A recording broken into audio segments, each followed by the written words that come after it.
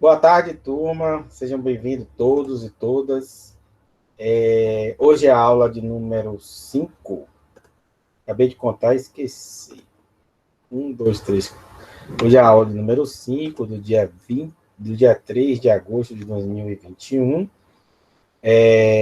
do curso técnico em eletrotécnica, disciplina automação.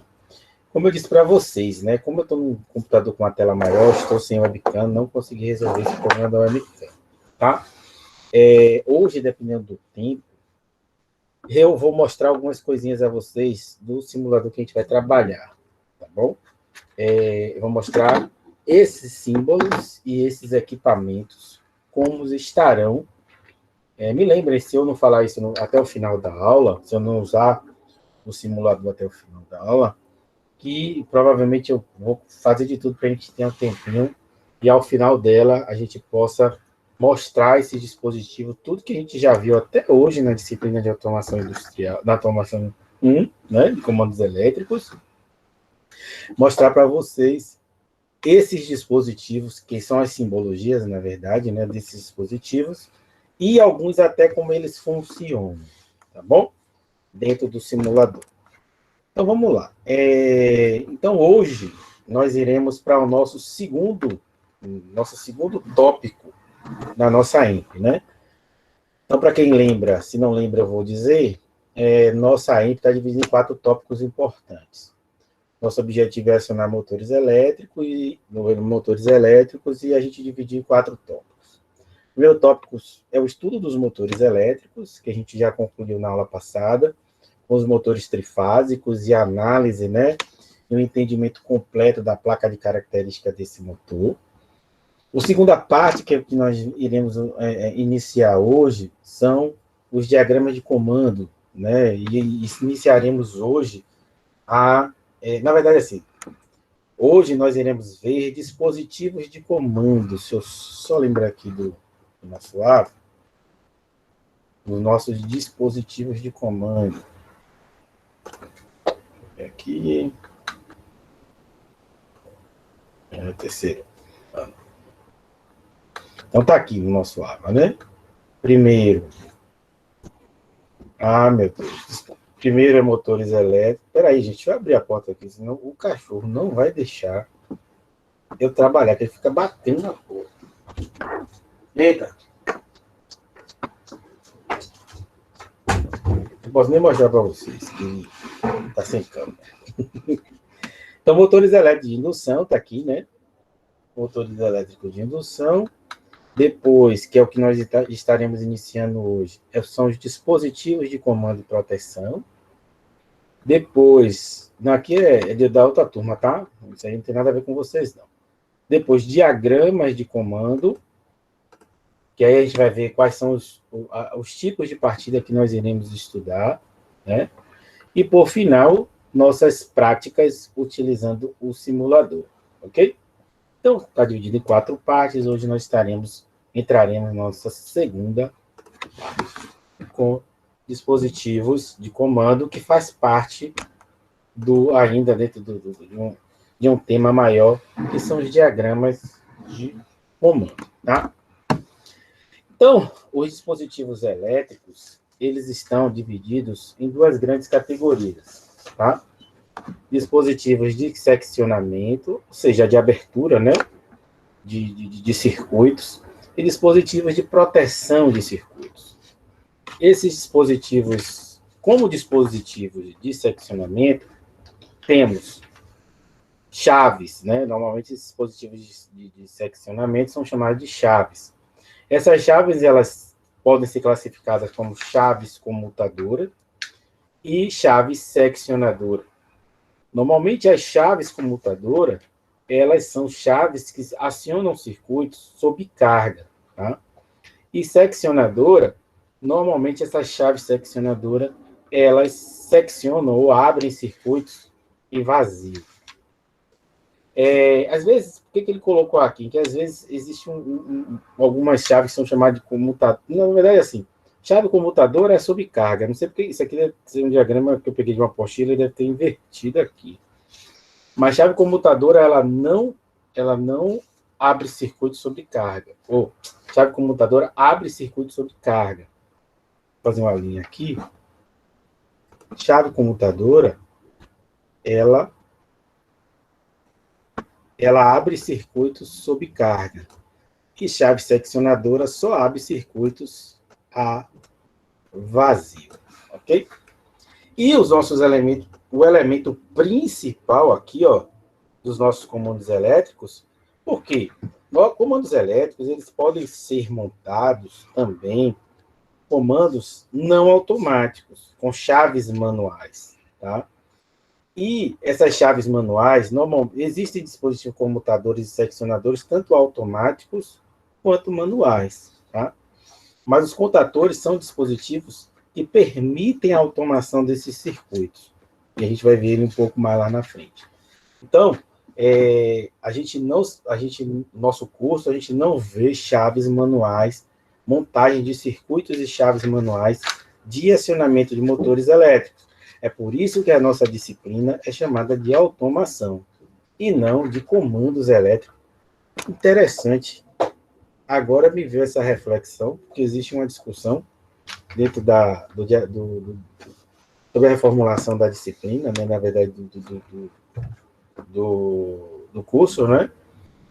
E me perguntaram se a disciplina podia mudar para comandos elétricos, né? E eu disse que não, por uma questão só de perfil formativo. Mas não, essencialmente eu não posso chamar mesmo. Vou anotar isso. Mas, enfim, então os contadores são dispositivos utilizados em nossos circuitos que permitem a automação desse circuito. Tá horrível que eu escrevi aqui, mas só para deixar claro aqui, tá? Ele é um elemento principal, tá? É um elemento que é importante que se conheça bastante como ele funciona para entender os circuitos, tá? E os dispositivos que fornecem ou favorecem ou protegem os circuitos. Normalmente esses dispositivos têm proteção contra sobrecarga, né? E proteção contra curto-circuito. Esses são os principais, tá, gente? Nós temos relés aqui, ó, em outras proteções, a gente vai ver, mas esse aqui, ó, seria o mínimo que um circuito de comando tem que ter para proteger e acionar um motor elétrico, tá? Então, vamos começar pelo primeiro dispositivo. Esse primeiro dispositivo é a botoeira, ou o botão, né? O botão porque a botoeira é o conjunto do botão e dos contatos. Esses aqui, ó, são os contatos desse botão. Essa visão aqui é traseira deste botão, tá? Lá na frente tem uma outra imagem desses botões. Então, nessa imagem traseira, a gente consegue visualizar o acesso aos contatos. Aqui, ó, são as conexões, onde você aqui vem e conecta o fio, né, do circuito, né, de alimentação desse contato. Então, as botoeiras são dispositivos elétricos que recebem comandos dos circuitos elétricos, acionando máquinas e dispositivos. Então, a botoeira estabelece e interrompe manualmente circuitos de comando. Então, ele interrompe ou ele estabelece uma condução, né, uma conexão. Porque esses contatos, gente, eles podem se apresentar de duas maneiras. Normalmente aberto, que seria do inglês normal open, e NC, que é o normal closed, que seria um contato normalmente fechado. A gente vai ver isso com detalhe um pouquinho mais na frente. Para as botoeiras também existe o padrão de cor e de posição de montagem. Repare que o azul, isso a gente vai ver lá na frente também, está numa posição sempre primeiro, né, acima do de desliga, e o botão liga vem antes do botão desliga, que seria à esquerda, né? Então, essas botoeiras, elas são representadas através de símbolos. E cada símbolo representa essas botoeiras. Também representam não só os seus contatos, ó, esses são os contatos da botoeira, a representação dos contatos.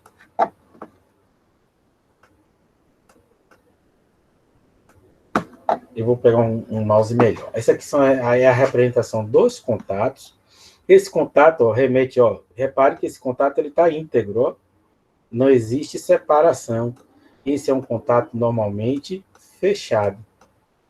E neste caso aqui, ó, que o contato ele está aberto, ó, ele não está com a conexão fechada, os seus contatos fechados, esse é um contato normalmente aberto.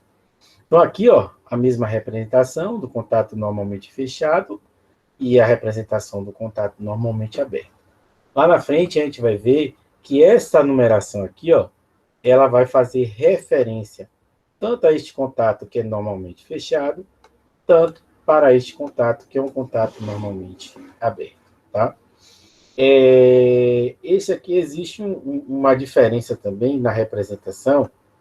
Essa pontinha aqui, ó, da representação simbólica dessa botoeira, representa o tipo de atuador que faz referência a esse tipo de atuador, que é um pulsador. Esse aqui, ó, faz referência, essa simbologia, a este tipo de acionador. Esse aqui está errado, tá? Eu percebi isso agora. Isso aqui está errado. A representação normalmente remete ao formato mesmo de um cogumelo. Então, esse é o tipo de botão, né? Botão tipo cogumelo com trava. Normalmente, esse botão é usado para botoeiras de emergência.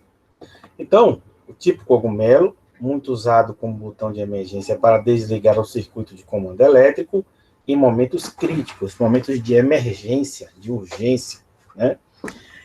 É acionado por um botão do tipo cogumelo. Então, esse aqui, ó, alguns são botão com trava, a maioria deles tem um botão com trava, e é também chamado... ele é um botão com trava, né? Então, quando você pressiona aqui, ó, esse botão, ele trava na posição final, né? Que no caso ele desceria aqui, ó, encostaria aqui nesse batente e ficaria, tá?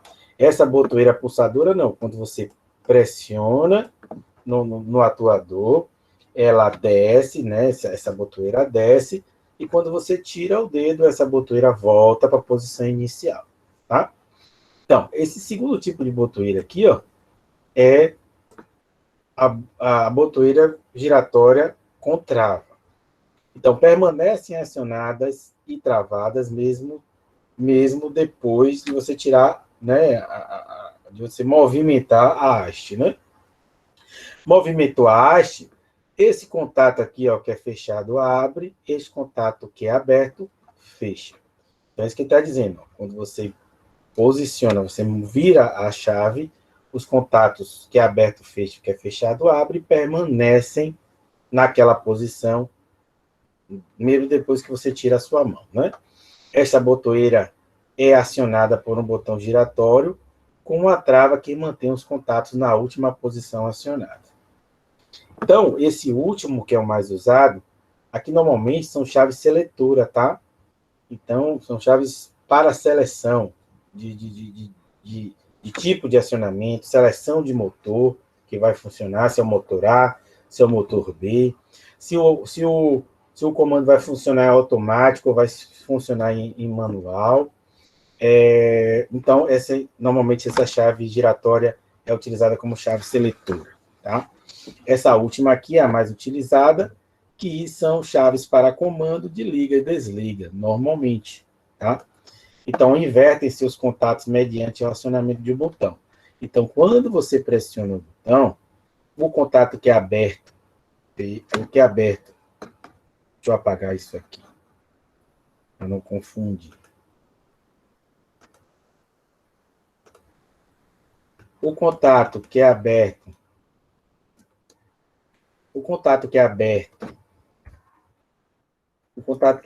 fecha quando você pressiona, o contato que é fechado abre quando você pressiona. Quando você tira o dedo do atuador, eles voltam para a posição inicial. Esse que é normalmente fechado vai continuar fechado, e esse contato que é normalmente aberto vai continuar aberto, tá?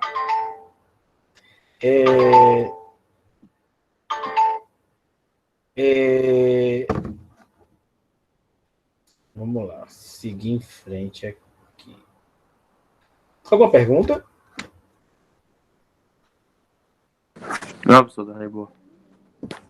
Beleza.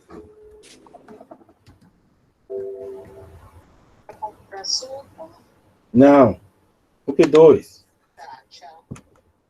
Vamos lá. Aqui é só basicamente a mesma representação. São as mesmas botoeiras, né? Botão giratório com trava, botão do tipo cogumelo, aqui a chave do tipo pulsador, aqui uma botoeira completa com botão liga e desliga, e a de emergência, ó a emergência aqui, ó.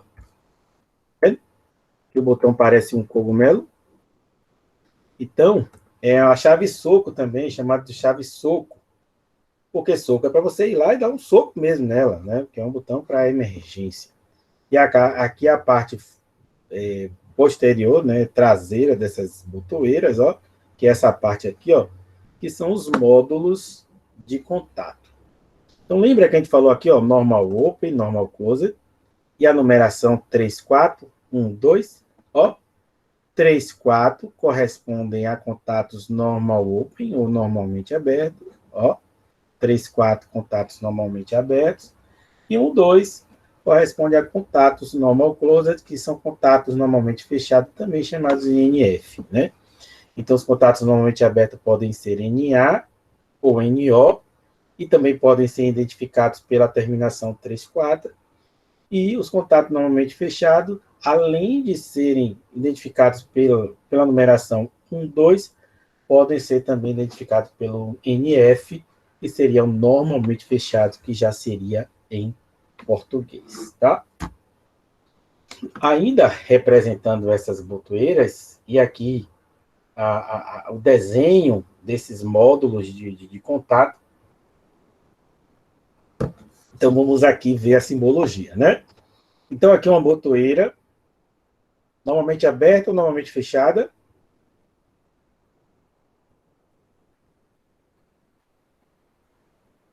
Normalmente aberta, né? Vocês estão vendo? Estão conseguindo enxergar? Sim. Normalmente aberta. Se você não pudesse identificar por qualquer motivo que fosse, porque o gráfico não está legal, o diagrama está meio borrado, aí, eu acredito que vocês não estejam vendo, né? Mas aqui a terminação é 3, 4, que seria 1, 3, 1, 4, tá? Essa é uma outra botoeira, um outro contato de uma botoeira, uma representação de uma botoeira com apenas um contato, e esse um contato é um contato normalmente fechado. Então, se eu não conseguisse, por algum motivo, porque está borrado, porque o meu diagrama lá no campo está sujo, né, borrou, eu teria uma outra forma de entender, saber qual é esse tipo de contato, através da terminação 1, 2. Essa terminação 1, 2 está aqui, ó, 1, 2. A terminação 3, 4 está aqui, ó, 3, 4, tá? Então, na sequência, eu tenho uma botoeira com um único acionador aqui, ó. Essa linha tracejada, ela indica que o acionamento desses dois contatos, uma vez pressionado o atuador, acontece de maneira simultânea. Então, esse contato que é normalmente fechado e esse contato que é normalmente aberto, quando eu pressiono o meu atuador, o contato que é fechado abre, o contato que é aberto fecha, tá? Essa aqui é uma outra chave, também de pulso, mas que ele apresenta aqui um contato paralelo. Aqui são duas botoeiras, né? São dois módulos desse aqui, ó. São dois módulos. Um módulo tem um contato normalmente aberto e um outro módulo tem um contato normalmente fechado, tá? Isso aqui é uma botoeira de duas posições, com a chave seletora, por exemplo. Então, você tem um ponto comum, e nesse ponto comum, quando você pressiona o atuador, o contato que é fechado abre, comutando aqui, ó, o seu mesmo elemento, né, de fechamento do contato, fechando um contato normalmente aberto, tá? Aqui outros exemplos, né? Aqui uma chave comum, de pulso. Aqui uma botoeira do tipo cogumelo. Lembra que eu falei que essa representação aqui estava errada? Que normalmente as botoeiras cogumelo, elas são representadas desta forma, uma meia esfera, né? Uma meia lua. Também um contato normalmente aberto, contato normalmente fechado, duplo contato, um aberto, outro fechado, e contato paralelo, tá? Essa aqui é uma chave com trava, contato aberto, contato fechado, contato normalmente aberto, fechado, contato normalmente aberto, que seria uma única botoeira com esses dois módulos, né? E aqui uma chave paralela, tá?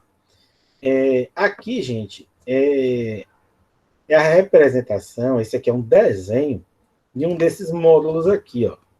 Independente do fabricante, da forma que tenha esse módulo fisicamente, eles vão funcionar sempre da mesma maneira. Então, aqui você tem as conexões, ó, os parafusos de conexões, parafuso 1, parafuso 2, ó, de conexão, e você tem aqui o atuador, né? Esse atuador está aqui por trás, ó. Está por aqui, ó. Aqui, isso aqui sai, daqui para baixo sai, só sobrando o atuador. E quando você tira esse módulo, ele vai ser basicamente isso aqui, né? Ele está cortado, lógico, está aberto, né? Cortado ao meio. E aqui são as conexões dos parafusos, né? E quando você pressiona o atuador, ó, essa parte metálica que é de cobre, cobre e cobre, quando você pressiona a botoeira e o atuador, e esse elemento aqui desce, né? Fechando o contato entre esses dois terminais, tá? Lógico que numa botoeira normalmente fechada, esse contato já vai estar aqui, ó, fechando, e quando você pressiona, ele pode estar aqui abaixo, né? E ele afastar e abrindo esses contatos.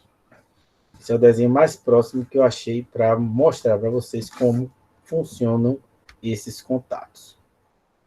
Então,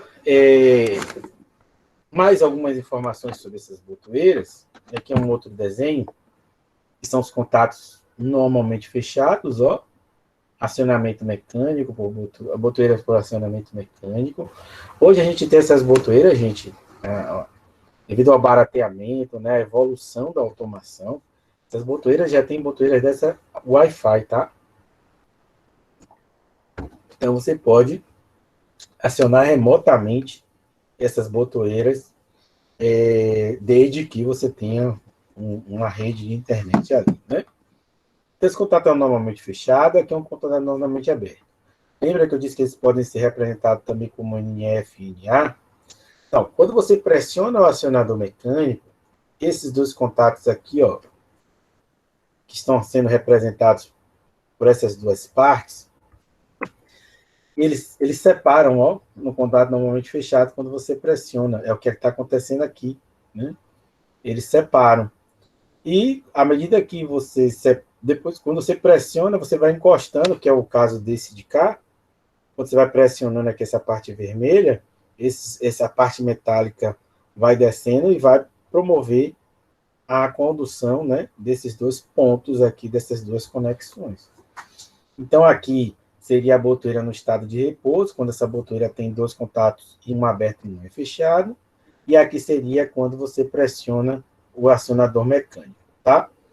Um contato que é normalmente fechado abre, o contato que é normalmente... Aqui ele mudou, não. Está errado. Ele não mudou. Então, aqui deveria estar representado ele fechado, tá?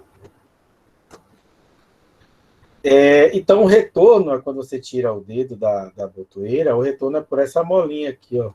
Retorno por mola. Outra chave interessante, importante, também muito usada, é a chave interruptora do tipo fim de curso. Ou interruptor de limite, como tá dizendo aqui, né? Essas chaves, elas também existem esses módulos de contato. Esses módulos de contato, gente, isso aqui, ó, é parafusado. Deixa eu ver, essa aqui acho que é mais do meu tamanho. Mas está vendo esses dois parafusos aqui? Esse aqui e esse aqui? Quando você desparafusa esses parafusos, você retira o módulo, você vai ver esse módulozinho aqui, ó, tá?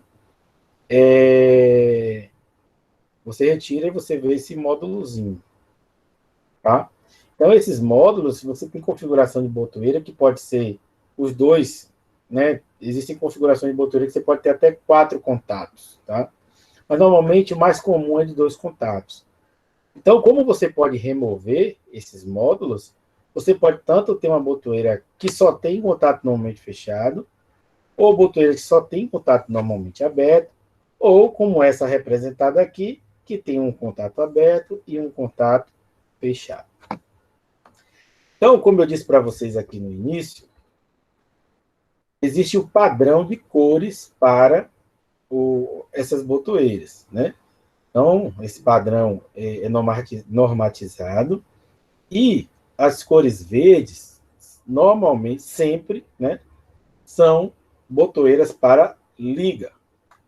O vermelho para desliga. Não só vermelho desliga, como emergência, ó, botão do tipo cogumelo de emergência. E o azul, reset. O reset seria caso um relé térmico, por exemplo, que é um elemento de proteção contra a sobrecarga do motor elétrico, ele venha a atuar, você pode retornar à condição anterior pressionando esse botão reset. Então, aqui tem a tabela com essas representações, né, essas cores. Então, vermelho, parar e desligar, ou emergência. Aí tem algumas aplicações, né? Parada de um ou mais motores, parada de uma unidade de unidades de uma máquina, porque existem máquinas muito grandes que têm vários subsistemas que funcionam, que precisam funcionar para garantir o funcionamento dessa máquina maior, né? Por isso que ele fala aqui, parada de unidades de uma máquina. É um compressor, por exemplo, gigantesco, né? Que ele tem sistemas auxiliares, então você utiliza esse botão para parar, ou, nesse caso aí, é parar, né? Se caso for vermelho e verde, para ligar esses sistemas auxiliares dessa máquina, tá? Parada de ciclo de operação, ou seja, na verdade é parada, né? Parada em caso de emergência, desligar em caso de sobreaquecimento perigoso. O verde ou preto é partir, ligar e pulsar. Então, partida de um ou mais motores, partida de unidades de uma máquina, operação por pulso, energização de ciclo de comando. O amarelo é intervenção, retrocesso, interromper condições anormais, porque o amarelo é atenção, não é emergência, tá? Então, o amarelo é algo de atenção. Já o azul e o branco é qualquer das funções anteriores, como eu falei naquela botoeira anterior, aquela caixinha. O azul era o reset de relés térmicos, comandos de funções auxiliares que não tenham correlação direta com o ciclo de operação da máquina, como, por exemplo, teste de lâmpada, tá? Lâmpada de sinalização. Então, voltando aqui para a nossa chave fim de curso, chave fim de curso nada mais, nada menos, é uma chave, né? Como a gente diz lá, a seccionadora ou a chave de comando, que vai interromper ou estabelecer corrente elétrica acionando o motor elétrico, tá? E ele pode ter alguns acionadores. Então, aqui, ó, duplação, né? Tanto ele pode girar para um lado quanto para o outro. Aqui é uma haste, apenas uma haste, né? Aqui é apenas aqui é um pino, na verdade, né? Aqui não é uma roldana, aqui são duas roldanazinhas. Aqui, na verdade, é uma única roldana, né? Aqui ele está mostrando que aquele movimento pode ser tanto para um lado quanto para o outro. E aqui é uma roldana também que só promove um acionamento em uma única direção. Aqui é a representação dessas chaves fim de curso e aqui é a representação de uma lâmpada. Então, da mesma forma que esses contatos de uma botoeira podem se apresentar como fechados ou abertos, os fins de curso também apresentarão contatos normalmente abertos e contatos normalmente fechados. Como é que ele comuta? No caso da botoeira, a comutação ocorre você pressionando. Você vai lá com o seu dedinho ou com sua palma da mão, né, que é a chave soco de emergência, e você vai promover a mudança, né, de posição desses contatos. No caso da chave de fim de curso, não. É uma caixa que pode passar aqui. É a haste, né, uma saliência, um pino de um portão elétrico, né, eletrônico, né, de garagem, que vai fazer com que o motor pare ou ligue, né, ou permita que esse motor ligue. Vai ser uma esteira de transporte de carga, uma caixa que, quando chegar em determinado ponto do seu processo, essa caixa precisa parar o motor elétrico, né, para que essa caixa não venha cair nessa esteira elétrica, né? Enfim, essa é a chave de fim de curso. Elevador, para que o elevador, o motor ligue, né, desligue quando chegar no seu andar ou chegar no último andar, vai ter lá uma saliência, uma haste, né, na cabine do elevador, e essa cabine e o sensor vai estar posicionado de maneira estratégica, de modo que quando minha cabine ou meu elevador atinge a altura máxima, ela venha a desligar pelo comando dessa chave. Existem inúmeras aplicações para o interruptor do tipo fim de curso. E aqui ele é aberto, né? Esse aqui é um elemento, é um dispositivo real, né? Que ele apresenta um contato comum e outros dois contatos, né? Que seria aquele paralelo. Tem vários tipos, tá? Então, ele também pode ser representado dessa forma, tanto da forma anterior, ó, como da forma seguinte, que é essa daqui. Aqui ainda são os mesmos, né, elementos anteriores apresentados. Eles são utilizados para controle e também para segurança. Então, como é que ele é aqui? Ó? Essa aqui é a haste de acionamento mecânico. Essa haste de acionamento mecânico vai ver esse contatinho aqui, ó. Esse aqui, ó, é o contato normalmente fechado, ó. Olha o contato, peraí. Olha o contato aqui, ó. Olha o contato aqui, ó. Eu tinha um... Olha o contato aqui, normalmente fechado, e aqui seria o contato normalmente aberto, né? Então, quando essa haste se move, uma caixa passa aqui, ou qualquer coisa bate aqui, ele empurra esse contato aqui para baixo, ó. Este contato abre, né? Aqui seria uma conexão, aqui seria outra conexão, os terminais, né? Terminal 1, terminal 2, e aqui seria o ponto comum. Então, quando essa haste desce, ela pega essa lâmina aqui, ó, empurra para baixo, esse contato que estava aberto, ó, que não estava tendo condução daqui para cá, passa a ter condução, e o contato que estava tendo condução daqui para cá, abre, deixando de conduzir. Tá? Essa é a chave do tipo fim de curso. Existem vários modelos. Okay? Não existe lá no nosso simulador esse tipo de chave, então a gente vai simular com outra coisa. Tá? Eu não sei por que lá não existe, talvez eles não considerem que seja necessário, uma vez que tem elementos que podem fazer a mesma função, já que lá trata-se de uma representação desses elementos. E uma botoeira teria uma representação similar a este dispositivo. Ok? Pergunta? Então, como dispositivo de comando e acionamento, nós estamos vendo aqui botoeira e a chave do tipo fim de curso. Deixa eu ver aqui para vocês verem melhor.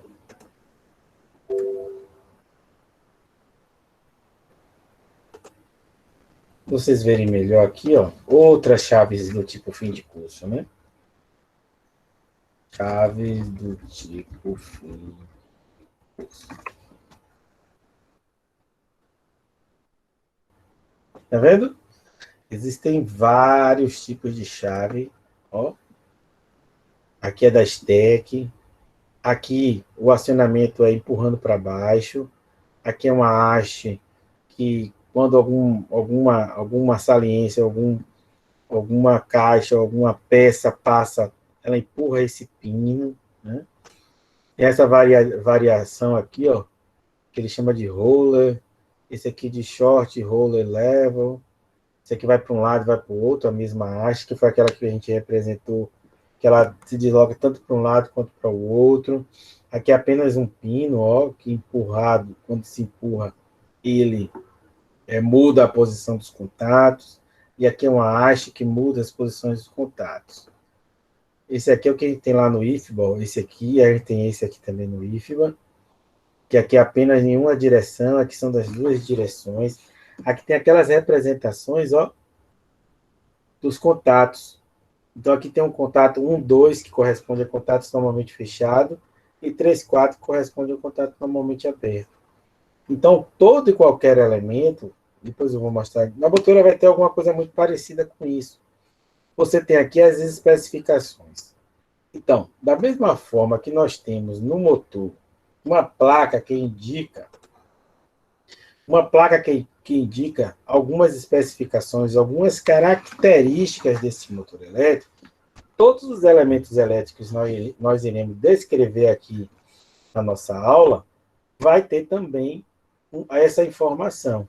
A norma, a corrente máxima e corrente alternada, a corrente máxima e corrente contínua, tensão máxima e corrente alternada, tensão máxima e corrente contínua,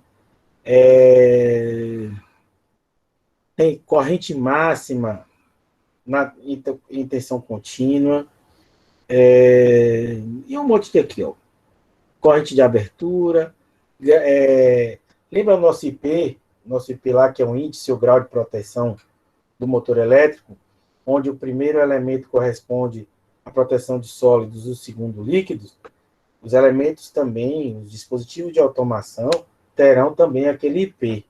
No caso desse aqui, ó, é um IP65. Então, ele pode ser colocado aí num ambiente fabril, sem danos ao seu funcionamento.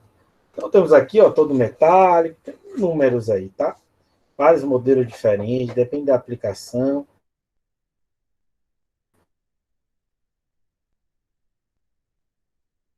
Ele seja instalado em um ambiente de grau elevado ou índice elevado de explosividade, vocês sabem que qualquer faiscamento, qualquer mudança, comutação, quando você liga e desliga qualquer circuito elétrico, ocorre o faiscamento, né? Então, se um ambiente tem um elevado índice ou grau de explosividade, se a atmosfera é explosiva, esses dispositivos precisam ter um IP, né, que é o índice ou grau de proteção mais elevado, tá? Então, aqui, ó, existe uma gama infinita depende muito da máquina que ele está acionando, ele vai mudar as formas, mas ele vai ter o mesmo princípio, que é a abertura e fechamento de contato, tanto contatos paralelos quanto contatos individuais, tá? Voltando aqui para a nossa apresentação. Então, joia. Nosso fim de curso. E vamos aqui para o nosso elemento principal do nosso dispositivo de comando, nossos diagramas de comando, que são os contatores. Para vocês perceberem melhor como ele funciona, antes disso, deixa eu ver, que horas são? São 5 horas, né?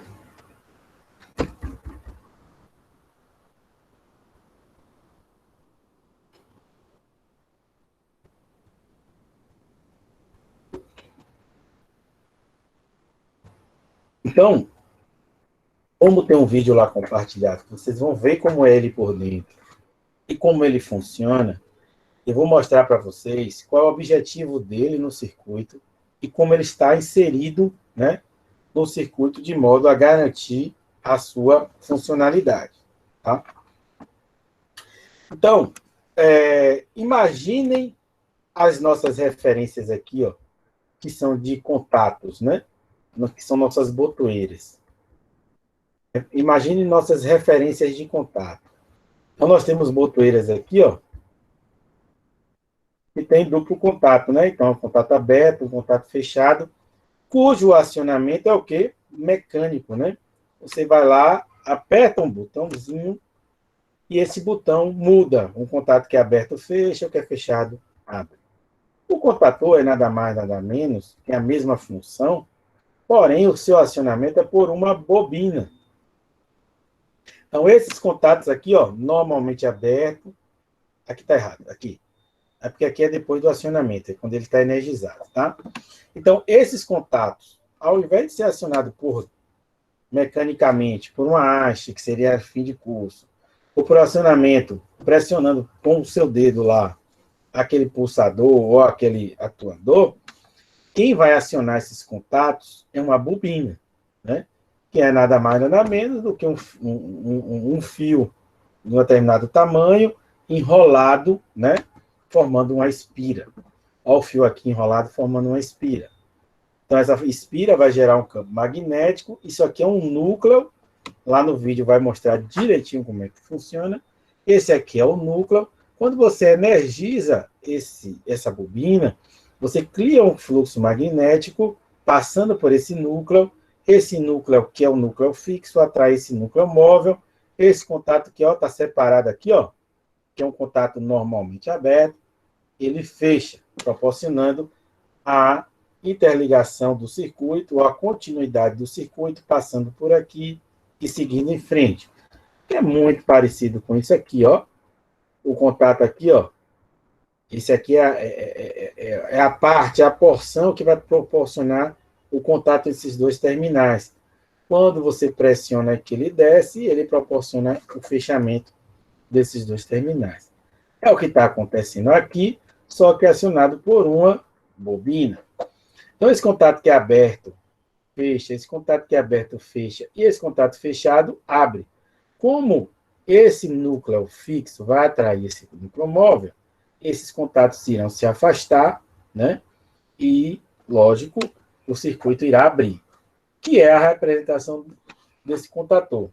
Aqui é o contator desenergizado, ou seja, a minha bobina não está sendo alimentada, e a partir do momento que eu alimento através dos terminais A1 e A2 da minha bobina, eu vou criar um campo magnético que vai atrair um núcleo móvel, e o que vai acontecer? O contato que é fechado abre, e o contato que é aberto fecha. Ok? Então é assim que funciona o contator. Então, o contator proporciona, favorece a automação dos sistemas e dos processos, né, devido ao contator, que é uma chave de acionamento elétrico. Nada mais, nada menos do que uma chave de acionamento elétrico, que permite comando remoto, comando à distância. Tá?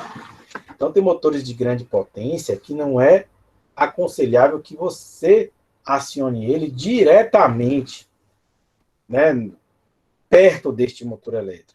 Por quê? Porque se houver um curto-circuito numa potência bem elevada, aquele quadro, aquele comando, vai explodir e você pode se ferir com aquilo ali. Tá?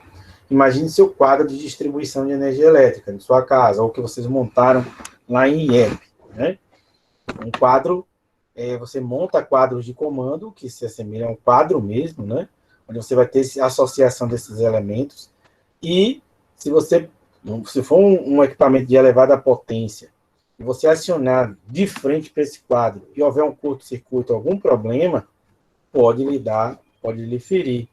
Por isso que o contator, ele veio com o objetivo de proporcionar o acionamento dessas máquinas, principalmente as máquinas de elevada potência, o acionamento remoto, tá? Ou seja, distante. Como também a automação, né, que seria você acionar esses motores com a menor intervenção do ser humano. Tá?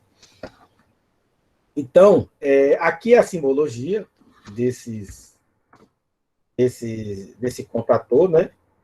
Aqui é a simbologia dos contatos desse contator, e aqui é a simbologia desta bobina. Aqui é a representação, ó, que é o que a gente vai utilizar como representação desta bobina aqui, ó. O A1, esse retângulo aqui, e o A2. Então, aqui é a bobina de um contator. Ele representa apenas a bobina do contator. Repare que quando você energiza essa bobina do contator, você está, como eu acabei de dizer, você está energizando a bobina e não o contator. Entende?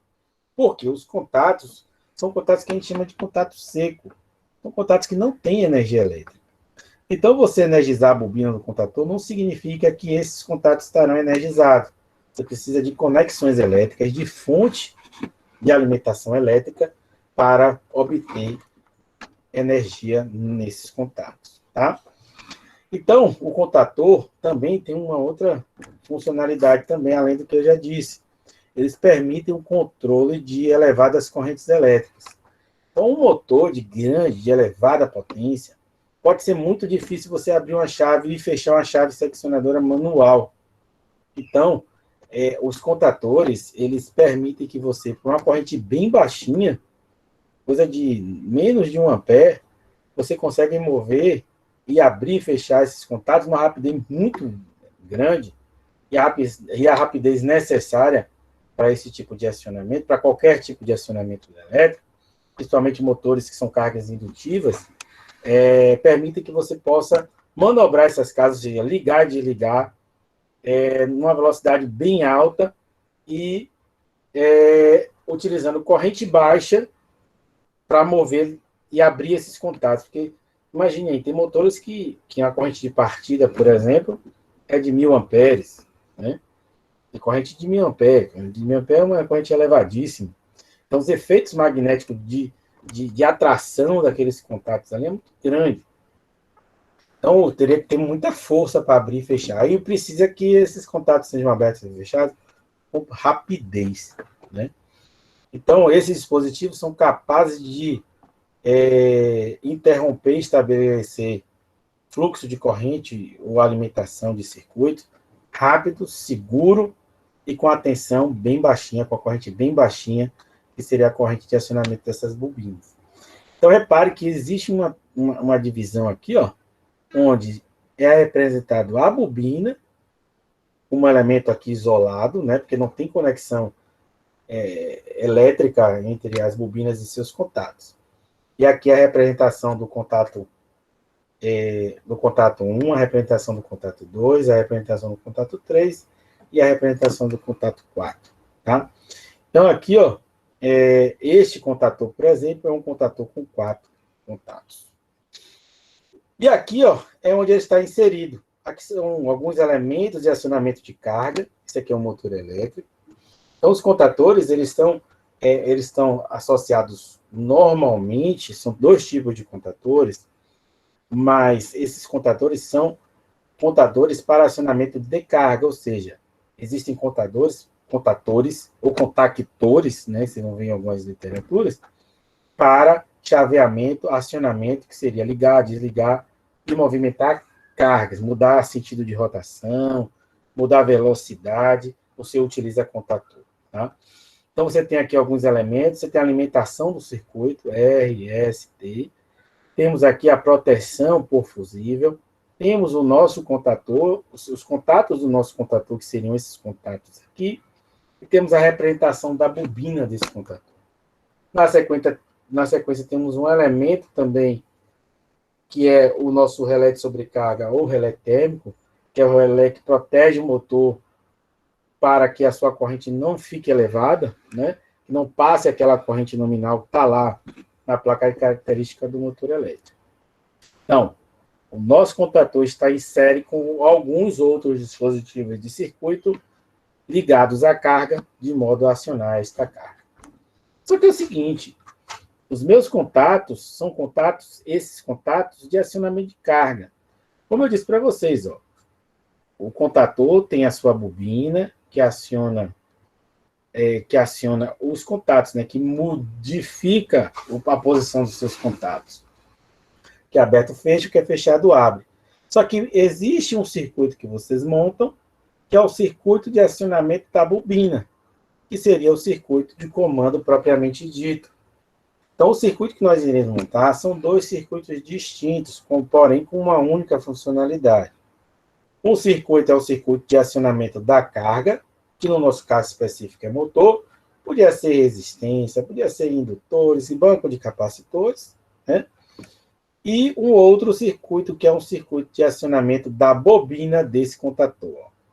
E nesse circuito de acionamento da bobina do contator, nós teremos aqueles positivos anteriormente vistos. Botoeira de desliga, botoeira de liga, por exemplo. Ok? Então, as botoeiras são dispositivos de comando que vão ligar, desligar, mudar sentido de giro, mudar velocidade, trocar motor, né, trocar equipamento A para equipamento B. Então, as funções que nós iremos implementar em nossos circuitos de acionamento de motores são as que eu venho descrevendo. E esse aí, ó, é o nosso elemento físico, né? É o nosso contator físico. Então, existem, lógico, que ele vai mudar de acordo com o fabricante. Esse aqui é um fabricante velho, fabricante brasileiro.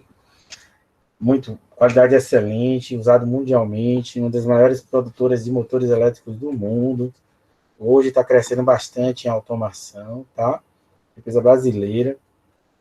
Apesar do dono essencialmente ser estrangeiro, mas é uma empresa brasileira. Enfim. Então, aqui é um tipo de contator, tá? Um contator principal, um contator também chamado, não só principal, mas um contator chamado contator de força. Esse aqui é um contator com acionamento duplo, né? Eles são conjugados, é um contator conjugado. De repente, você tem uma máquina que sejam sempre acionadas juntas, né? Então, você garante com um contator que ele é um contator conjugado. São dois em um, né? Com acionamento único, tá? Então, aqui é o mesmo. É um desse, mais outro desses. Então, são dois juntos que vão ligar, né? Na verdade, dois equipamentos distintos, porém, o seu acionamento é único em um único comando. Aqui é chamam de outros nomes também, né? Mas isso é nada mais, nada menos do contator que apresenta contatos aqui, ó, para circuitos monofásicos. Alguns deles têm características interessantes de 40 amp, ó. Imagine aí, ó. É um contator monopolar, né? De dois contatos, e normalmente ele tem no máximo 2 contatos, com correntes razoáveis, né? Correntes interessantes, 40 ampere, por exemplo. Então, eles usam às vezes eles chamam esses contatores de mini contatores ou contatores auxiliares, tá? Por que eles chamam de contatores auxiliares? Porque eles ajudam no funcionamento desse carro. Alguns vêm acoplado, ou é possível acoplar, que é o caso desse aqui, ó. Esse aqui é um contator auxiliar, ou um contato auxiliar. Então, assim, muitas das vezes vocês vão ver nomes diferentes, mas com a mesma função, as coisas terminam sempre convergendo para um único entendimento, tá? Isso não deixa de ser o contator. Ele tem uma bobina, tem as mesmas funções anteriores descritas, né? O primeiro princípio de funcionamento anteriormente descritos. Ele vai ter a simbologia aqui adequada, né? Que vai representar se o seu contato é aberto ou contato fechado, suas relações de corrente e tensão, onde pode ser aplicado, né? Esse aqui, por exemplo, só pode ser aplicado, normalmente esses daqui, né, esses tamanhos reduzidos, a uma tensão máxima de 500 volts, está até escrito aqui, tá? Então, aqui é um fabricante diferente, enfim. Vamos lá para a representação. Então, as representações, né, desses elementos no diagrama serão desta forma. Aqui a representação, como eu disse aqui, ó, da bobina do contator, que é esse elemento, ó, e este elemento aqui. Então, aqui a representação no diagrama da bobina do contator, e aqui a representação dos contatos do contator. Os contatores, eles podem ser de dois tipos, tá? Primeiro, é um contator de força, também chamado de contator de potência, tá? Esse contator de potência, esse contator de força, ou contator de carga, Esse caso específico, ele tem dois contatos auxiliares. São esses dois aqui. Tá? Professor, como é que eu sei que esse contator é um contator de força? Vamos para o elemento X, né? Então, repare, o que é que eu tenho aqui de representação? Eu tenho aqui as conexões por parafuso, aqui eu tenho as conexões elétricas, né, que prensa os terminais, ou prensa o fio, ou o cabinho, né? Então, aqui, ó, eu tenho aqueles contatos. Lembra que no nosso representação aqui, esse contato é sempre aqui, ó, 3 e 4, 1, 2, segue em linha reta para baixo, né? Então, aqui é a mesma coisa, ó, em linha reta para baixo. Então, aqui corresponde ao meu contato 1 e 2, ó, 1 e 2. Olha, está escrito aqui, ó, 1 e 2. Ao meu contato 3 e 4. Meu contato 3, ó, e 4. Neste caso aí, não vai representar se o contato é aberto ou fechado, porque quando ele não vem associado a um outro número, corresponde a um contato principal. Professor, qual a diferença do contato principal para o contato auxiliar? Capacidade de carga, capacidade de corrente, né? Os contatos auxiliares têm uma capacidade de corrente reduzida, pequena. Não são recomendados para acionamento de carga. Nos casos dos contatos principal, eles são responsáveis pela condução de carga, tá? Eles conduzem elevada corrente. Então, esses contatos principais são representados por esses números: 1, 3 e 5, 2, 4 e 6, sendo que 1 e 2 correspondem ao mesmo contato, a sequência do mesmo contato, 3 e 4 a sequência do mesmo contato, 5 e 6 a sequência do mesmo contato. Professor, eu estou vendo aqui que além do 1 e 2, ó, e do 3 e do 4, do 5 e do 6, eu tenho uma outra referência, que é o L1, L2, L3, T1, T2, T3. Também eles correspondem à mesma referência de contato principal. Então, eu posso representar ou indicar, na verdade, indicar um contato principal através do número 1, 2, como também L1, T1. Então, eu sei que L1, T1 corresponde aos terminais do primeiro contato do meu contator principal. L2, T2 corresponde ao segundo contato do meu contator principal. L3, T3, o terceiro contato do meu contator principal. Ou seja, tanto faz, eu posso representar o meu contato 1 como 1, 2, como 3, 4, que é o meu contato 2, meu contato 3 como 4, como 5, 6, como também ele pode estar indicado aqui L1, L2, ou L1, T1, L2, T2, L3, T3. Então, aqui, ó, corresponde aos meus contatos principal de qualquer contator principal. Então, o contator ele pode ter duas classificações, como contato de força, contator de força, de potência, de carga, né? E vocês vão perceber que ele vai estar apenas indicado por um número, ou pela associação de uma letra e número, que seria L1, T1 e assim sucessivamente. Já os contatos auxiliares, que têm menor capacidade de condução, ele apresenta dois números que o associam. 1, 3, 1, 4. Por que é 1, 3, 1, 4? Porque esse primeiro número aqui, ó, de qualquer contato, seja ele para botoeira, para fim de pulso, para qualquer outro elemento, normalmente esse primeiro número, ele indica a sequência. Então, aqui, ó, deste contator, é a primeira sequência de contato auxiliar que é normalmente aberto, porque o segundo número indica se o contato é aberto ou fechado. 3, 4 indica contato aberto.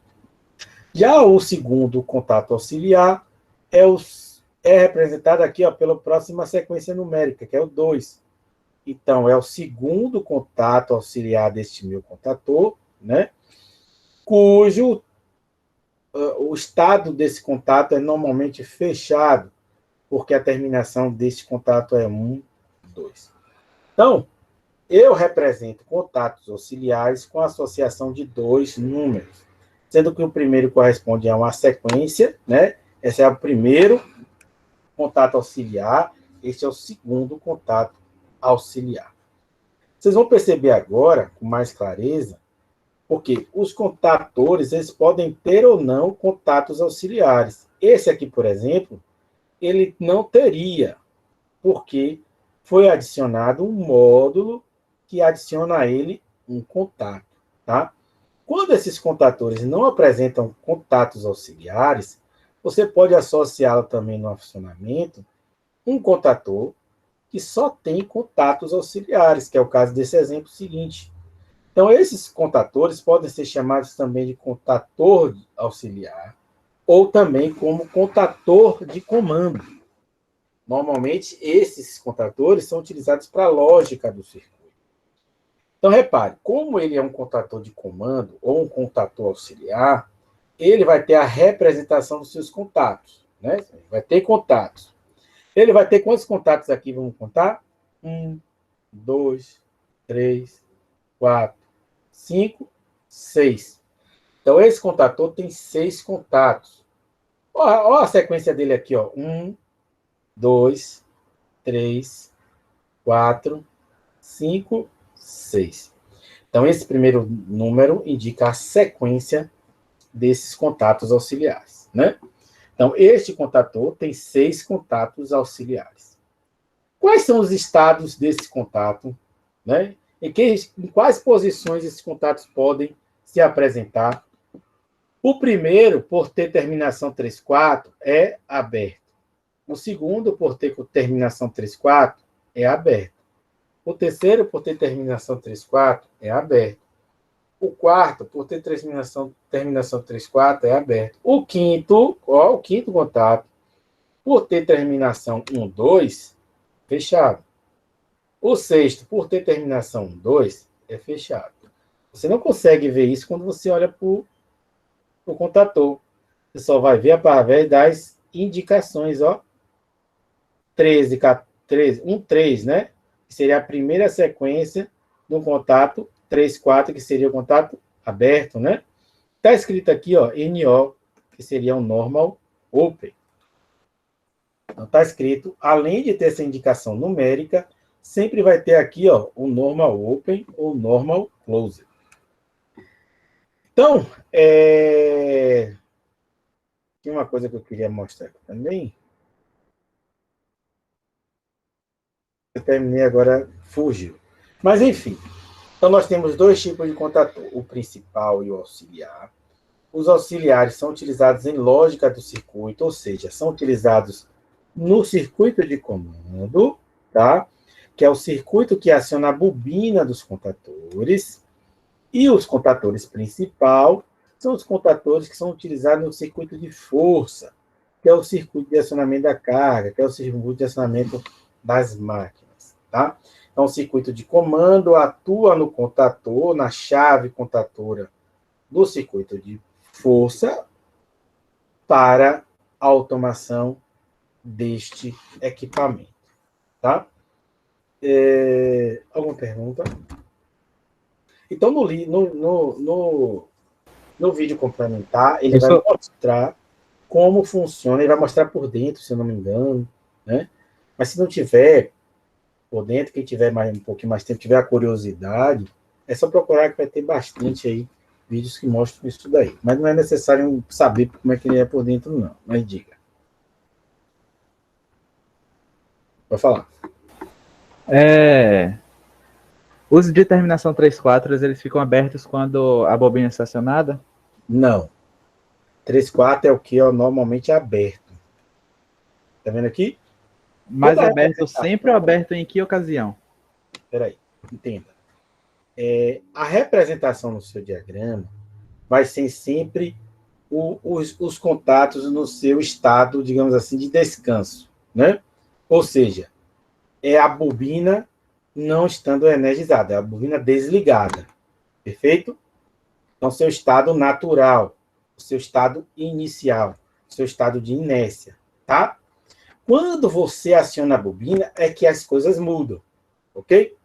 Então, para contatos terminados em 3 e 4, eles são o quê? Normalmente o quê? Abertos. Aberto. Porque essas representações no diagrama sempre vai ser no seu estado natural. Compreende? E 1, 2 é aberto ou fechado? Fechado, mas aberto quando Mas ele aciona a abre. bobina. Não diga que ele é fechado, porque isso pode confundir sua mente, tá? Diga assim, ó, ele abre quando eu aciono a bobina. Não, mas Entende? então, isso, Não, mas é porque quando você pode dizer, ele é fechado, ele não é fechado. Ele não é aberto. Ele abre. Que aí você, porque por isso que talvez tenha confundido a sua pergunta, né? Você falou assim, professor, esse contato aí, ele abre quando a bobina está energizada, compreende? Porque às vezes, como a gente usa determinadas palavras, pode confundir a nossa mente, né? não, Você mas pode não me ter... confundo não. Pronto. Mas você entendeu, né? Entendi, sim, valeu. Pronto. Então, você vai representar sempre nos circuitos o seu contato no seu estado natural, tá? Você não representa quando... Isso vai acontecer em PLC também, tá? PLC vocês vão usar o mesmo entendimento. Você vai programar, você vai elaborar o seu diagrama pensando os contatos, os circuitos do seu estado natural, tá? Seu estado inicial. Ah, o outro vídeo compartilhado é como funciona o disjuntor, tá? O disjuntor motor só é diferente do disjuntor convencional porque o disjuntor motor tem regulagem de corrente, tá? Mas o princípio funcionamento, e é um disjuntor motor, ele, ao contrário de um disjuntor convencional, ele é um dispositivo de acionamento, de seccionamento sob carga, tá? Por isso que aquela história lá de que às vezes o autor, ele não é que ele confunde, mas é que às vezes ele quer classificar um dispositivo, que nesse caso aí talvez fosse o disjuntor motor. Então, o disjuntor, esse daqui é um disjuntor, igualzinho de cá. Mas por que esse aqui é chamado de disjuntor motor? Primeiro, que ele pode ser um único elemento para acionamento de um motor elétrico. Eu posso usar só ele vai proteger e vai acionar o meu motor elétrico, mas não me possibilita acionamento remoto. Eu tenho que vir aqui com a mão, ó, e girar esse botão. Tenho que chegar aqui, ó, e apertar esse botão preto. Na hora que eu vou desligar, apertar o botão vermelho. Então, ele não permite acionamento remoto, tá? Repare lá nosso circuito de força, lembra que eu falei para vocês? 1, 2, L1, T1, tá vendo? L2, T2. Então, esse aqui, ó, ele está representando a alimentação trifásica, está representando o contato 1, 2, 3, 4, 5, 6, que vai alimentar o motor elétrico, tá? A diferença de um juntor comum, ou mini disjuntor, tem uns que chamam de mini disjuntor, enfim, eles classificam em... porque existem disjuntores gigantescos, enfim, chama de mini. Esse aqui de mini disjuntor, micro disjuntor, esse aqui de disjuntor motor, porque, ao contrário desse aqui, que você não regula o disparo dele, ou seja, você não regula a corrente de atuação, o disjuntor motor você regula a corrente de atuação, tá? Então, os disjuntores, funcionamento, são dispositivos ao mesmo tempo de manobra e proteção. O disjuntor motor, manobra e proteção. Alguns circuitos de acionamento você utiliza também o disjuntor como, na maioria das vezes, na verdade, dispositivo de manobra e proteção. Ao contrário do fusível, ele atua de forma tripolar, ou seja, quando ele percebe o curto-circuito ou a sobrecarga, ele não abre uma das fases, né? Ele abre todas as fases. Então, é o que ele está diferenciando aqui, e diferenciando e já justificando porque se utiliza o disjuntor. Permite ajuste nos disparos. Diferente do mini disjuntor, que é o que vocês usaram nas instalações elétricas predial, ele permite aqui, ó, em algum ponto aqui, ó, nesse aqui dá para ver melhor, ele permite, aqui deve ser uma tampinha que deve tirar, tá? Ele permite que você venha com a chave Phillips ou de fenda e regule aqui, para esse aqui é entre 24 e 32 amperes, tá? Então, o disjuntor motor permite ajuste de corrente de disparo. Ao contrário dos outros dispositivos, ele pode operar repetidas vezes. Ele pode atuar várias vezes, lógico, existe um limite, tá? Existe um limite. Existe um limite de disparo para curto-circuito, existe um limite de disparo para sobrecarga. Isso normalmente é muito rigorosamente seguido para disjuntores de elevadíssimas potências. Para esses disjuntores menores que a gente está trabalhando aqui, isso não é levado muito em consideração, não, mas é algo importante a ser observado. Então, pode permitir proteção de sobrecorrentes pequenas e moderadas e permite proteção contra curto-circuito. Ou seja, o disjuntor motor é o mesmo esquema para o disjuntor convencional, e ele é um dispositivo, ao mesmo tempo, de proteção, é um dispositivo de seccionamento também. Dispositivo, no caso do disjuntor motor, ele também é um dispositivo de manobra, porque ele liga e desliga a carga, né? E ele também permite a proteção, ele protege o circuito contra a sobrecarga e contra curto-circuito.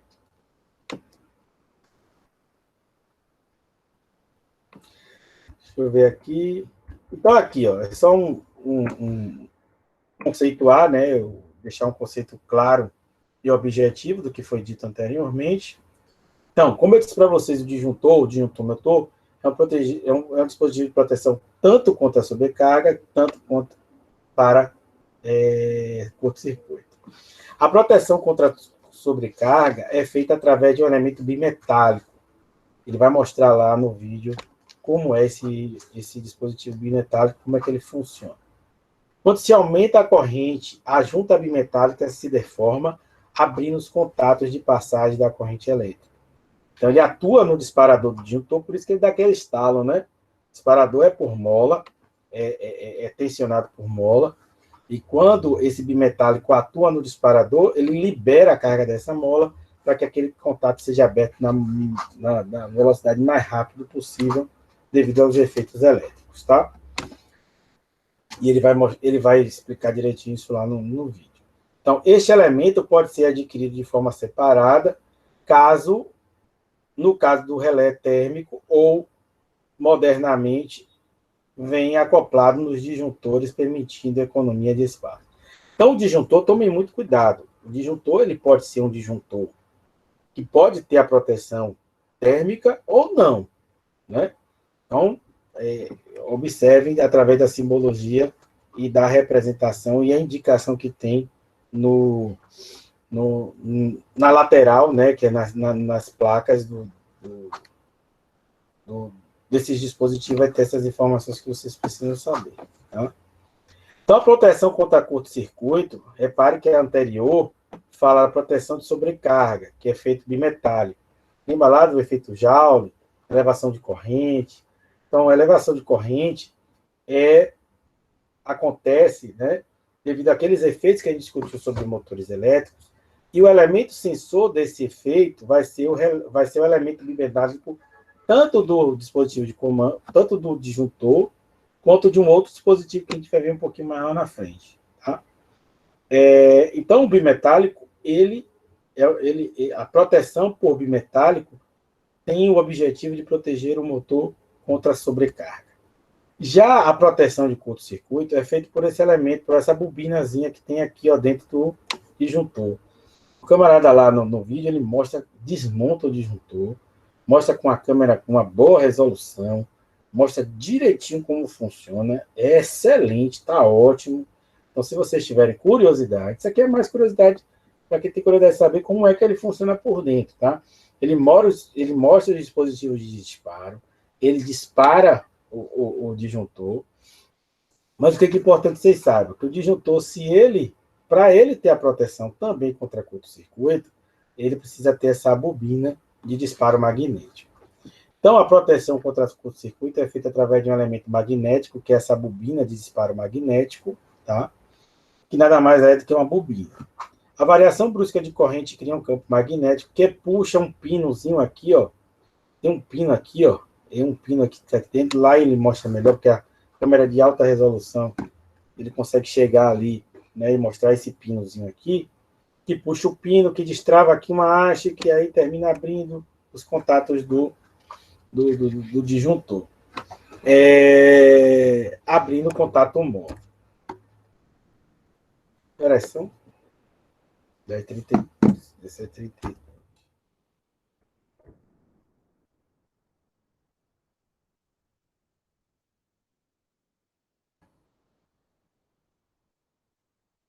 Fusível. Repare, eu posso ter proteção contra curto-circuito sobrecarga com disjuntor, porque a gente falou anteriormente. Então, a gente pode ter proteção. É o primeiro dispositivo de proteção que a gente está vendo, é o dispositivo de proteção disjuntor motor e disjuntor. Normalmente lá a gente usa disjuntor, tá? Porque a gente não tem disjuntor motor. Disjuntor motor, ele pode substituir muitos elementos do circuito, e a gente não monta elementos manuais, né, comandos manuais, por isso que a gente não tem, porque não é o nosso objetivo montar circuitos manuais. E se circuitos automáticos, por isso que a disciplina é chamada de automação. Então, o disjuntor ele tem proteção de sobrecarga e proteção também contra curto-circuito, que é feito através da bobina. Sobrecarga através do bimetálico. Já os fusíveis, ele tem fusíveis que tanto podem proteger circuitos contra sobrecarga, tanto podem proteger circuito contra curto-circuito. Porém, você só vai ter que escolher um. Se o objetivo do seu fusível é proteger cabos e elementos do circuito de acionamento, você vai escolher um tipo de fusível. Se o seu objetivo é proteger o motor contra a sobrecarga, você vai ter que escolher um tipo de fusível. Então, existe um fusível de proteção contra ou sobrecarga ou curto-circuito para cada aplicação. Porém, né, normalmente, quando se associa a proteção por fusível, que ele é o mais, digamos assim, eficiente para este fim, que é a proteção contra curto-circuito.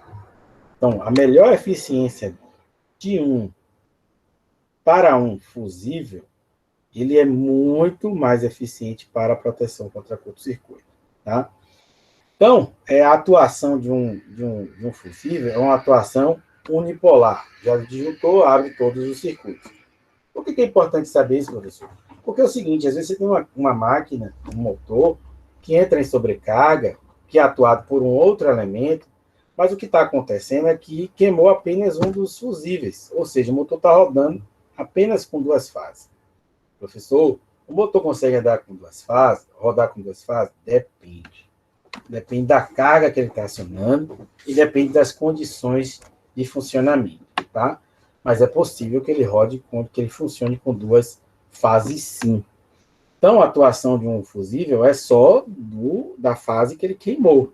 Então, pode trazer outros efeitos sobre o circuito, sobre o acionamento, por isso que é importante essa diferenciação entre atuação tripolar e unipolar.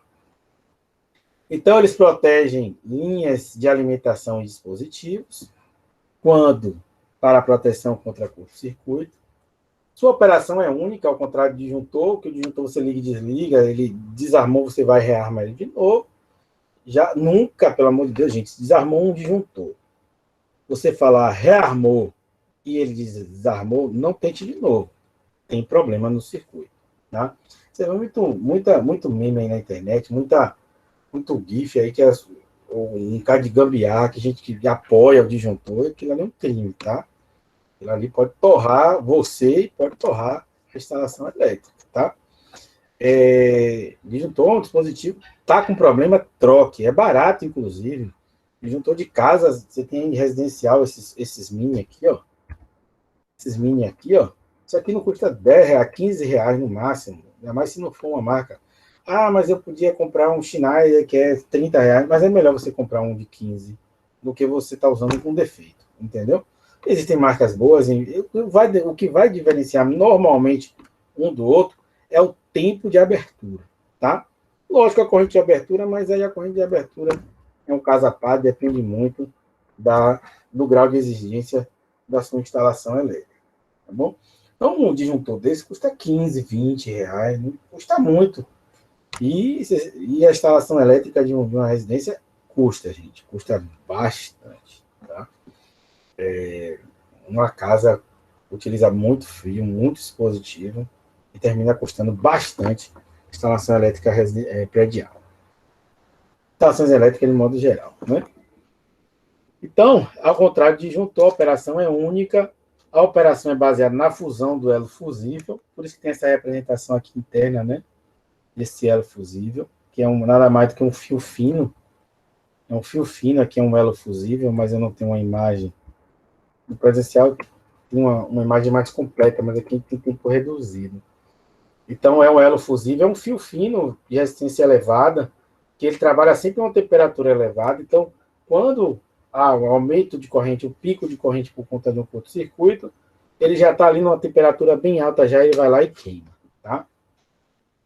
O elo de ligação pode ser um fio ou lâmina de cobre, prata, estanho ou chumbo. Nesse caso aqui, ó, ele tem essa lâmina que ele se refere. Ó.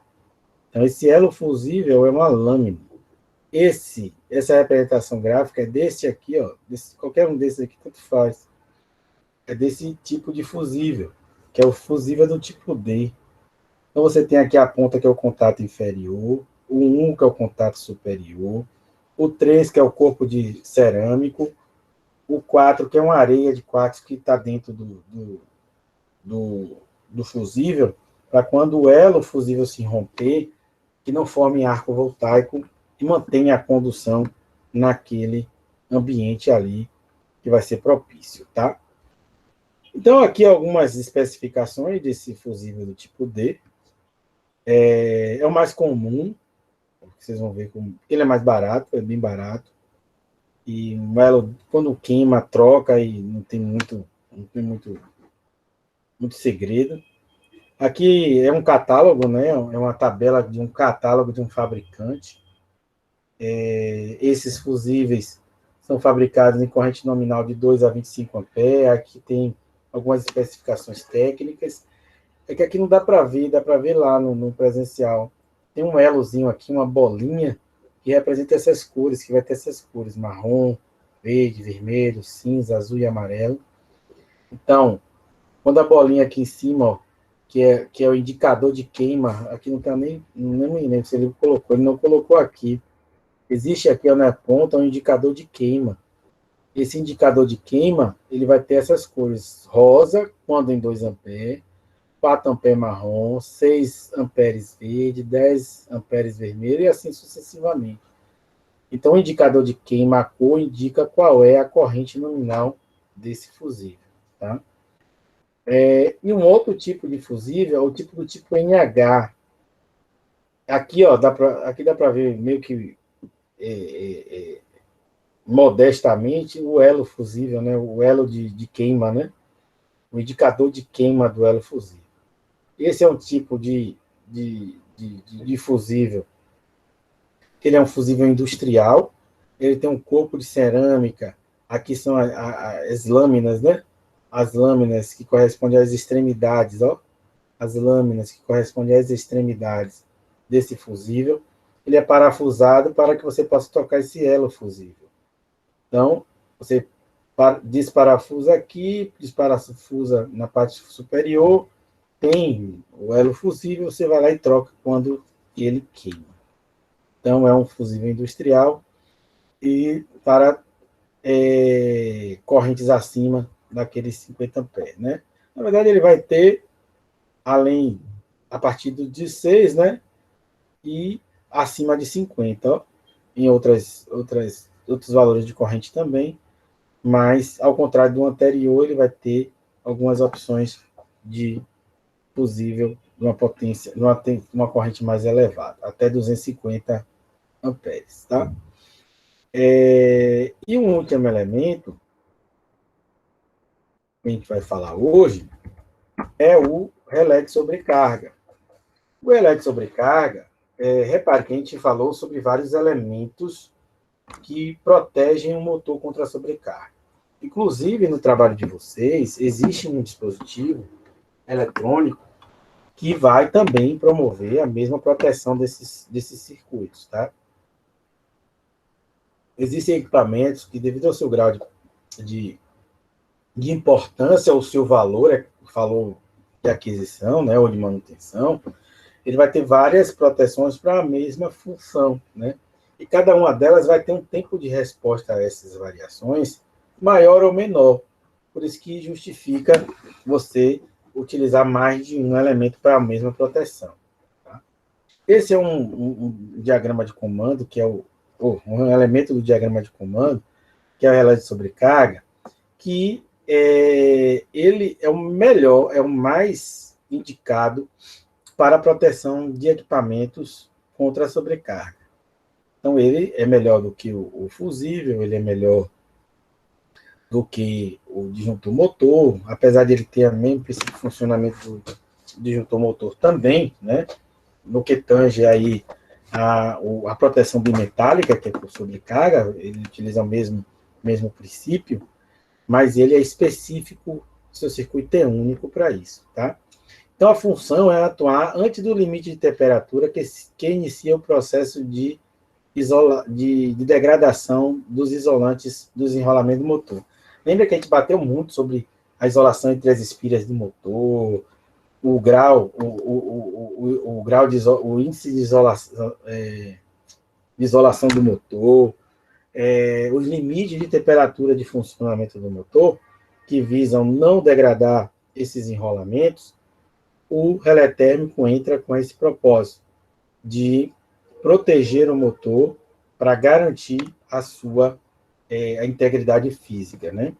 Então, ao contrário do fusível, quando você utiliza fusível para proteção contra a sobrecarga, lá na leitura que vocês terão no livro, né, no capítulo 4, vai discriminar isso direitinho, como é que funciona, tá?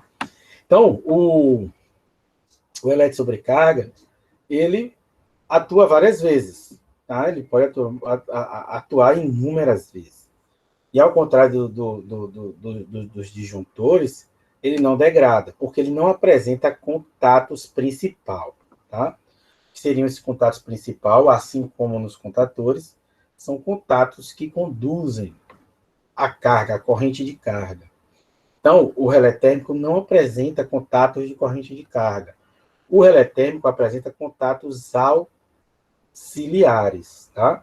Ou seja, contato do relé térmico que ele apresenta é auxiliar, que são contatos utilizados na lógica do circuito ou sinalização. Então, repare aqui, ó, esse aqui está melhor de enxergar. Ele tem aqui um botão de reset. Então, quando ele atua por sobrecarga, você vai lá, aperta esse botãozinho.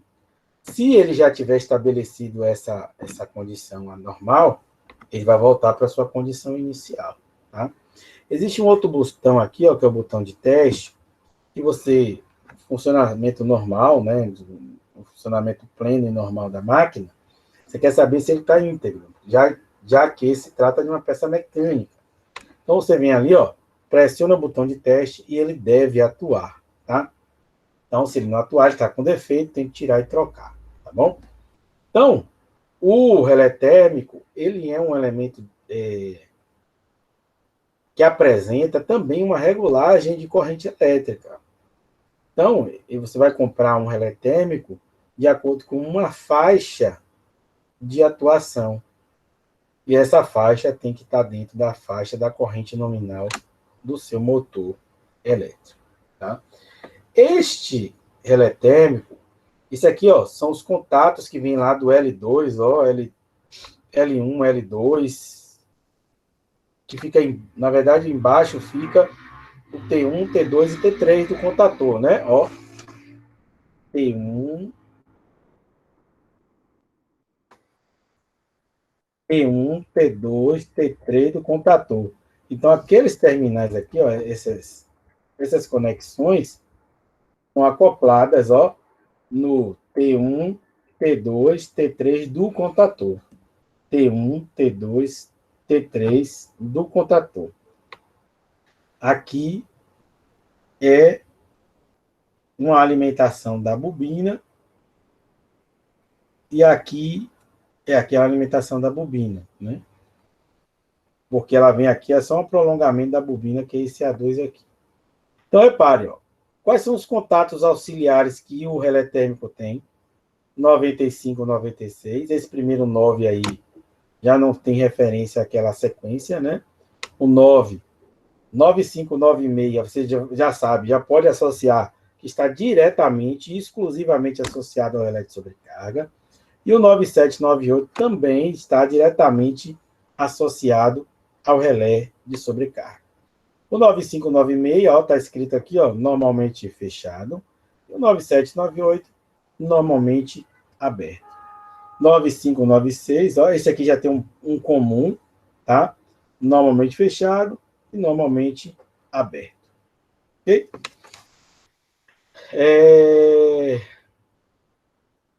Alguma pergunta sobre o relé de sobrecarga?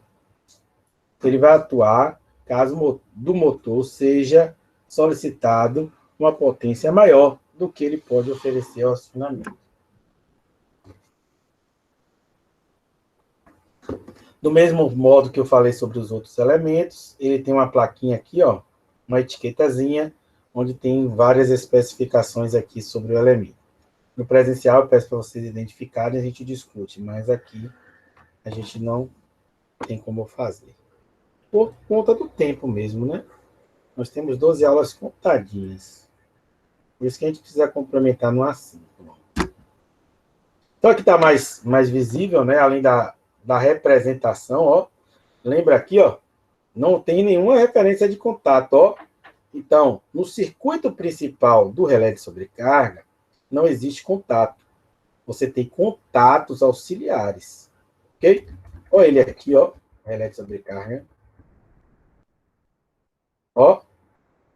Então, o relé de sobrecarga, o seu circuito principal, né, está diretamente ligado à carga. Então, o seu circuito principal, representado aqui a sua simbologia, ó, L1, T1, L2, T2, da mesma forma que o contator principal, nós temos aqui os contatos auxiliares 9596, que corresponde ao 9596, normalmente fechado, 9798, ó, 9798, normalmente aberto. Okay? E esse aqui que eu falei, ó, que seria esse A2 aqui, ó, só um prolongamento do A2. E o outro aqui, ó, que seria o prolongamento do contato auxiliar do contator, quando você conecta ele logo abaixo do contator principal. Então, a mesma coisa que a gente falou aqui, ó, esse aqui é um pouquinho mais estranho, esse da Siemens. Ele tem aquele botão de teste, que é aqui nesse caso é stop, e ele tem duas formas aqui, ó, de ele resetar, né? Você pode resetar manual, que seria o H, que seria a hand, e o A, que seria o automático. Aqui o ajuste, ó, de corrente, de atuação, e esses 5 aqui, indicador de estado de função de teste, é que ele diga se está em trip ou não, né? Se ele está em trip ou não. Aqui é só de frente, 959, peraí, 9596, 9798, nunca vi nessas extremidades, negócio estranho. Regulagem de corrente, aqui é outro modelo aqui é o modelo da VEG, na verdade.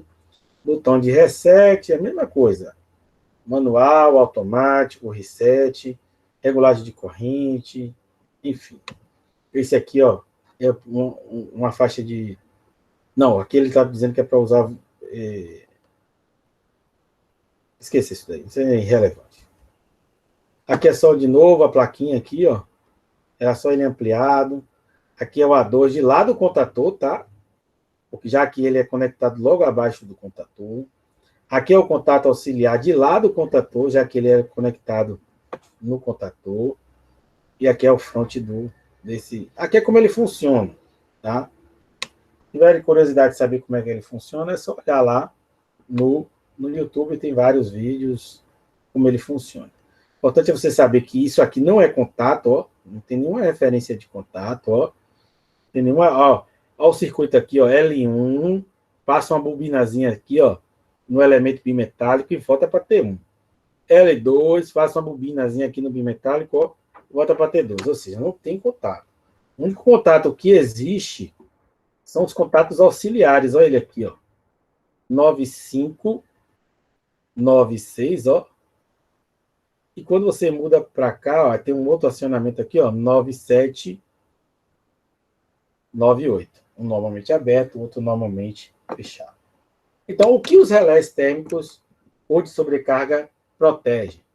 No motor. Ele protege o motor, tá? Ou a carga. Protege sobre sobrecarga mecânica. Tempo de partida elevado. Lembra que a gente viu o motor, rotor bloqueado, motor de rotor bloqueado? Esse tempo de partida, né? Se elevar mais do que a classificação que a gente vai ver logo a seguida, ele vai atuar e vai parar o motor elétrico, tá? Rotor bloqueado, como a gente já falou, falta de fase. Falta de fase significa que outras fases vão aumentar a sua corrente para compensar a falta de uma fase. Quando em elevada frequência de manobra, você partir e parar várias vezes, ele pode também atuar. Então, você vai ter que esperar ele esfriar. Isso é uma proteção para o motor, tá? E também desvio de tensão e de frequência. Sendo que ele é lento para isso, lento para isso, lento para isso, lento para isso, lento para isso. Ele é bom para isso aqui, ó, sobrecarga mecânica, tá bom?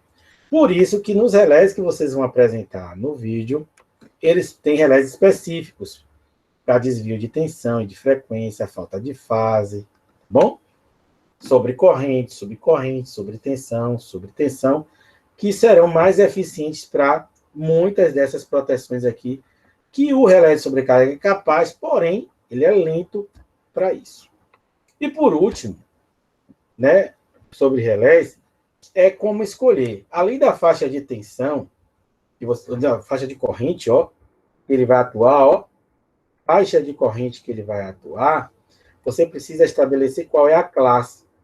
A classe ela pode ser 10, 20 ou 30. Classe 10 é 10 segundos de partida. Lembra do tempo de rotor bloqueado, tempo de partida do motor? Então, para você utilizar um relé térmico de classe 10, esse tempo tem que ser inferior a 10 segundos.